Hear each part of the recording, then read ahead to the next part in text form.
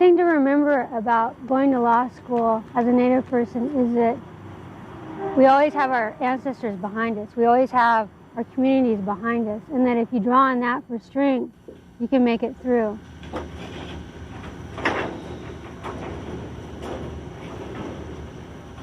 I first wanted to become an attorney when I was 8 years old.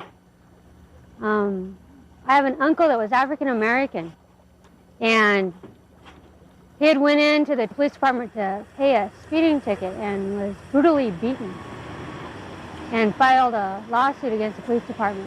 And I remember watching on television when him and my auntie came out of the courtroom and they'd won that lawsuit.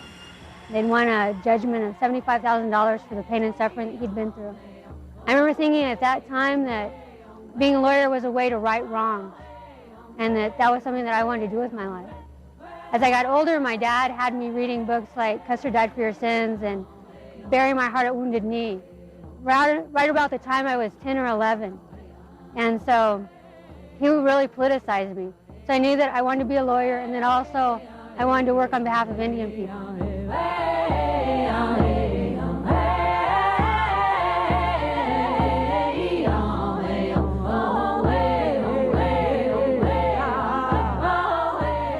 We always had people that acted as attorneys. We just didn't call them that. We've always had the people that stood up and said, this is the truth, this is the way things should be, or who sought resolutions in conflicts.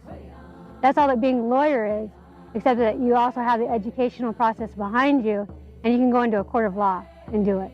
So it isn't that far of a reach for a Native person to be an attorney.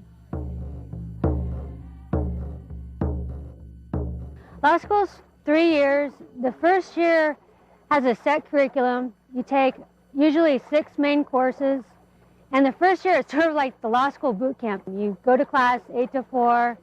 And as a single person, I just developed a steady habit of setting aside 3 to 4 hours a night to prepare for my classes. In the second and third year, it gets easier. And the other 2 years, you really take whatever you want, any kind of electives, take federal Indian law or other courses like that, courses to help prep for the bar exams.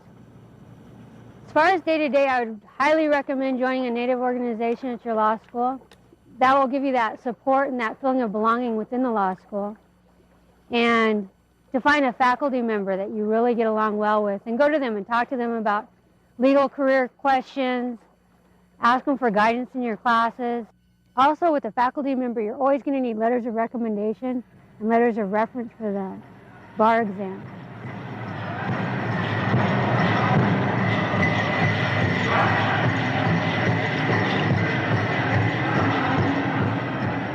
They had an elder Indian woman come in and talk to us. She wanted to encourage us in getting educations.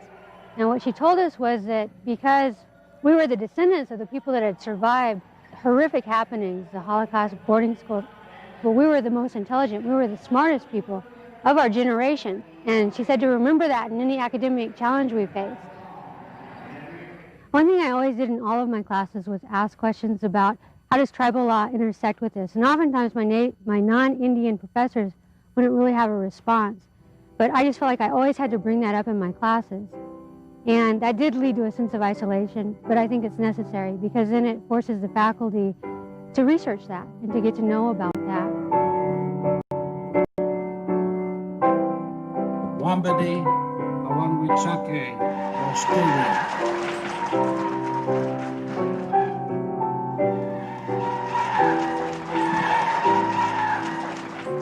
And when I walked across the stage, and I remember feeling so grateful, so thankful to the Creator that I'd made it to that day and after all the hard work I'd put into it. And I felt really thankful for my friends and family and their support and encouragement that they'd given to me to make it to that day. And all the people I'd met on campus, too, that had come to support me. It was a really wonderful feeling. After I take the bar exam, I'll be heading out to Washington, D.C. to work for a private firm which specializes in representing tribes. So I'll be following my dream. I'll be able to represent my people.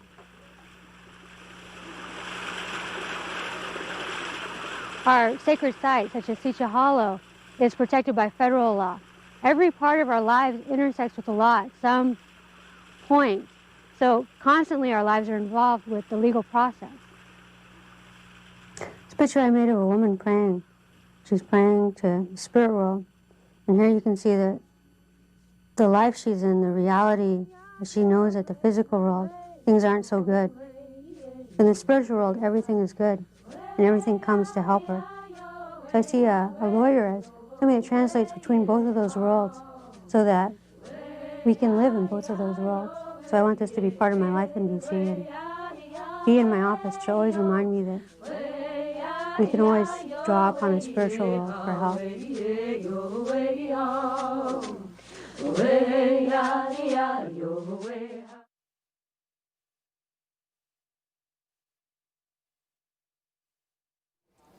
And good afternoon. We are here at the SWO Council Chambers. We're interviewing Associate Justice SWO Supreme Court. She's going to be sworn in today. So welcome Angelique Eaglewoman, also known as Angelique Jackson, for all of us Teospa alumni. And we do have Lorraine Shepard here too, so she's also an alumni. And the stories we were talking about, you know, and it's nice to know that out of us three that are sitting here that we have a judge. So Angelique, tell us a little bit about the position you are going to be sworn into today. Thank you for that introduction, Tom. So I'd like to introduce myself as Angelique Eaglewoman. In Dakota, my name is Wambadi Awanwichake Washtewian, and I received my woman's name when I was 15. And yes, I attended Teoshpa Tribal School, and it was a wonderful experience. I was actually homecoming princess when I was at Teoshpa. And when I was at Teoshpa, I remember telling people that I was going to be a lawyer. And I always had elders who supported that and said we need our Dakota people to be judges. But one of the things that I often talk to youth about today is that many of them are going to have jobs that haven't even been created yet. Well, that's true for me here today. Today, I'm going to be sworn in to the Sistin-Wapton Oyate of the Lake Traverse Reservation Supreme Court. And the Supreme Court was established in 2014. So when I attended Teoshpa, we didn't have this Supreme Court. So I'm extremely honored and humble to be able to have this huge honor of being able to sit on the Supreme Court. So the court was established in 2014, and it allows for our own laws and our own decision makers to handle any kind of appeals from our tribal court. Prior to this, we were part of the Northern Plains Intertribal Court Commission or Association.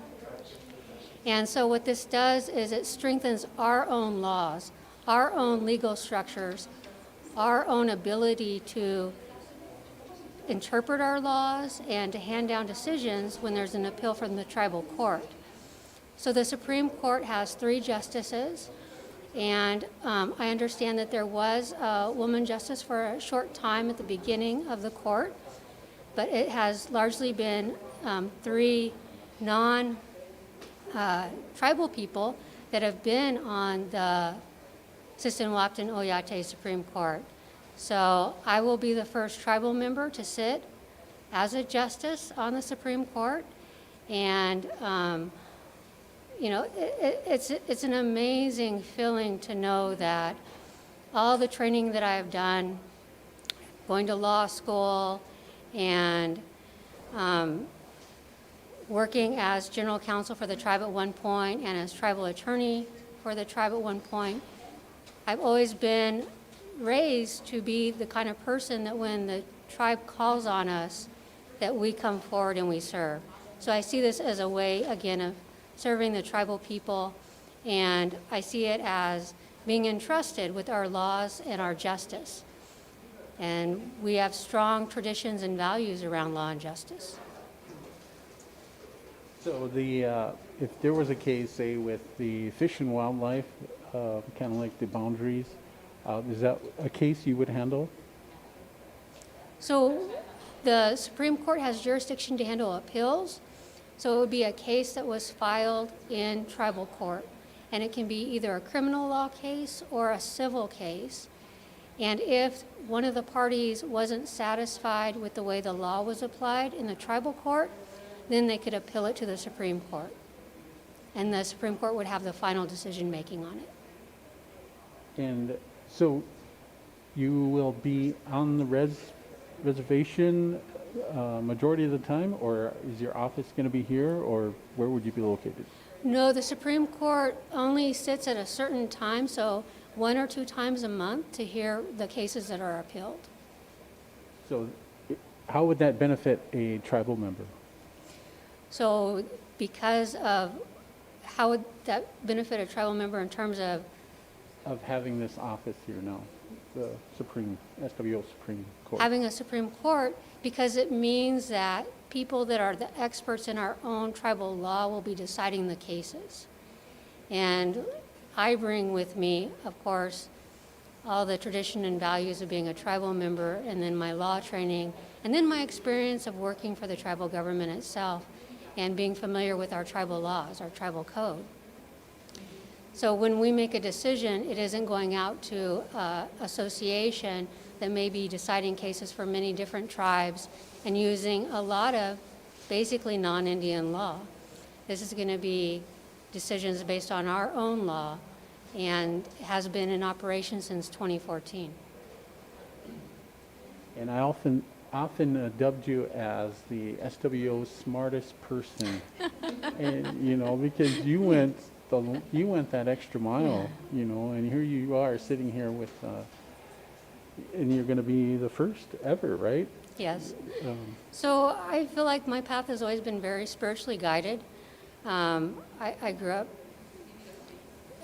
dealing with poverty conditions and struggling with a lot of the things that we always struggle with, wanting our treaty rights enforced, knowing that American Indians, and particularly women, are invisible in the media. But I did grow up with strong values. My father, Steve Jackson Sr., worked for planning. He worked for ICWA cases. He worked for the Office of Environmental Protection. One of the big projects he was involved with was, he called it Rec Tech, taking down that boarding school where his mother, my grandmother, went. And now that building is gone and that suffering is gone, and it's replaced by a park where people can come and celebrate. My brother, Steve Jr., worked for our Office of Environmental Protection and is a specialist on the Clean Water Act and cares about keeping all tribal waters safe. He was also a Marine, so he's protected our homelands. So I come from a family where we believe in giving back to our tribe. So I see what I'm doing as part of that. And I also feel that the Creator has always wanted me to do things in a good way. And I've stumbled. I'm not a perfect person, but I do hope that my example is a role model for others and will encourage our young people to think about becoming lawyers and judges and becoming experts in our own law so that we have our own court systems. So you came full circle Yes. from coming to Joe Spazina, graduating Joe Spazina in 1990. No, we're not doing the year. Oh, okay. But I'm a proud alum, Wambadipi. And so now you're back Yes. as a judge, And I was a cheerleader.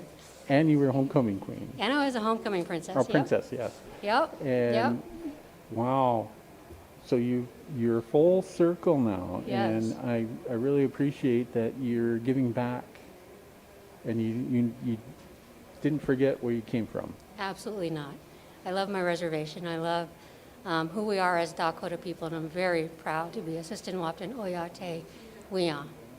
Wow, and I'm sitting in the presence of a well-educated person, and it makes me stumble on my words. Aw.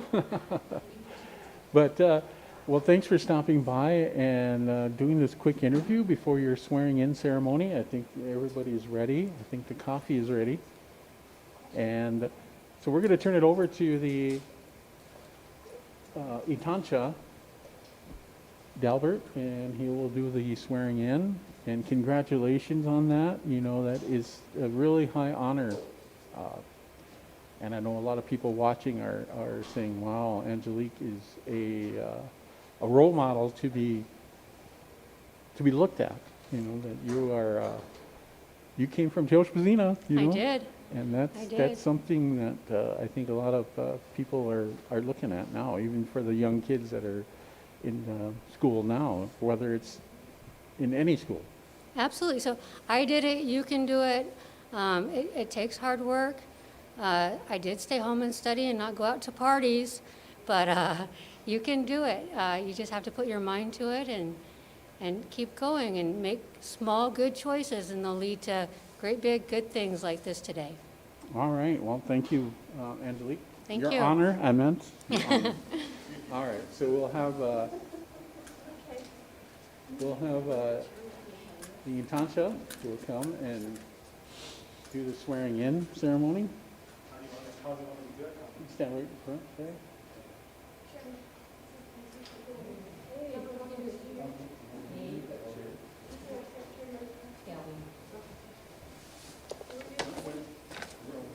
Yeah.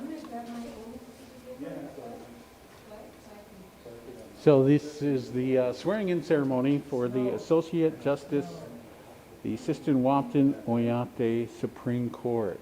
And we do have a lot of attendance here. Everybody is social distancing and wearing masks. She can get her paper first. Okay.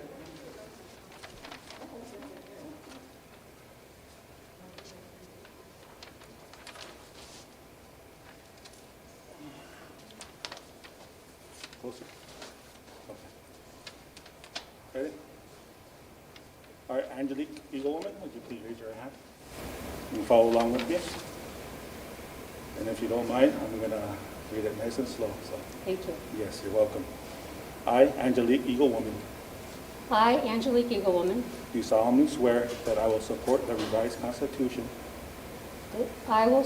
do solemnly swear that I will support the revised Constitution and the bylaws of the Sisseton-Wapton Oyate and bylaws of the Sisseton-Wapton Oyate of the Lake Traverse Reservation of the Lake Traverse Reservation and the Constitution of the United States. and the Constitution of the United States.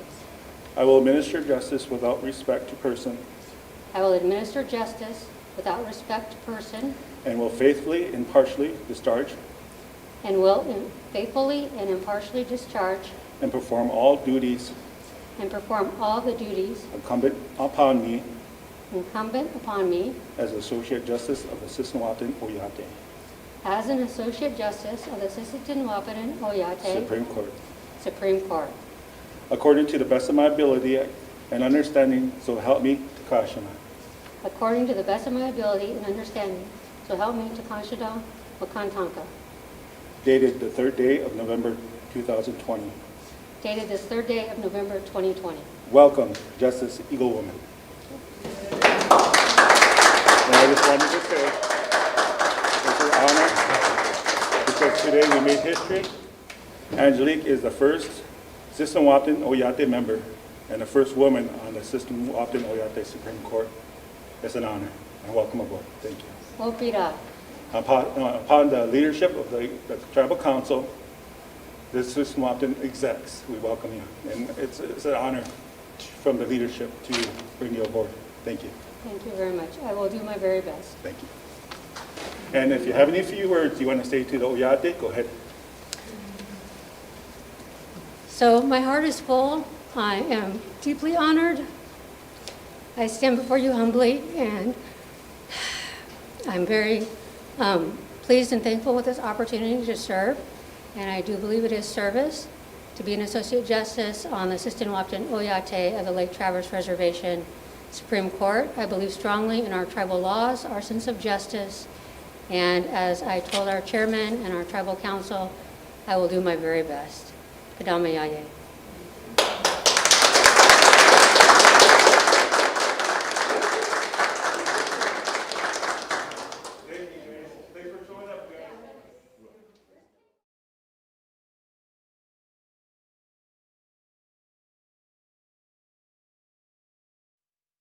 I'll be talking up here.